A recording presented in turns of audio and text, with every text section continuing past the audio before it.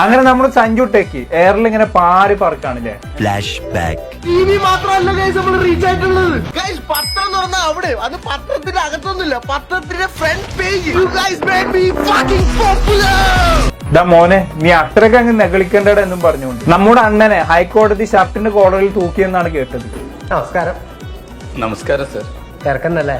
ആ കുറച്ച്.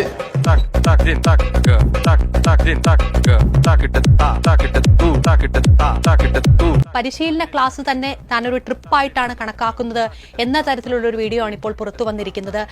ട്രിപ്പ് പോയിട്ട് കുറച്ച് നാളായി. ഇത് എനിക്കൊണ്ട് മലപ്പുറത്ത് എങ്ങനെയാണ് ഈ സ്ഥലം. അപ്പൊ എന്തായാലും ഞാൻ എന്റെ ഫ്രണ്ട്സ് കൂടെ നേരെ മലപ്പുറത്ത് പോയിട്ട് ട്രിപ്പ് പോയി അവിടെ കറങ്ങുകയും ചെയ്യാം, ഈ ക്ലാസ്സും കൂടെ പൊളിക്കുകയും ചെയ്യാം.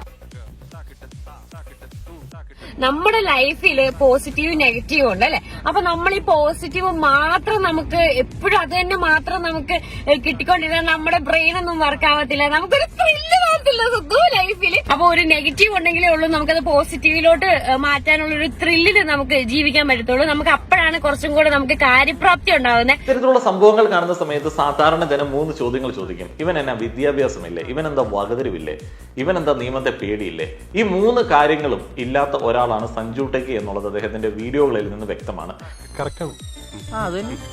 ഹൈക്കോടതിയുടെ ഇടപെടൽ കൂടി വരുമ്പോൾ ഇനി കാര്യങ്ങൾ അത്ര എളുപ്പമാകില്ലല്ലോ. അതൊന്നും നമ്മുടെ സഞ്ജുട്ടേന്റെ പ്രശ്നമല്ല മക്കളെ, കാരണം പാൻ ഇന്ത്യ റീച്ചല്ലേ കിട്ടിയിരിക്കുന്നത്. പാൻ ഇന്ത്യൻ ലെവല് എന്റെ മോനെ ഒരു രക്ഷയില്ല. ബഹുമാനപ്പെട്ട ഹൈക്കോടതിയുടെ ശ്രദ്ധയിൽ ഈ വിഷയം പെട്ടിട്ടുണ്ട്.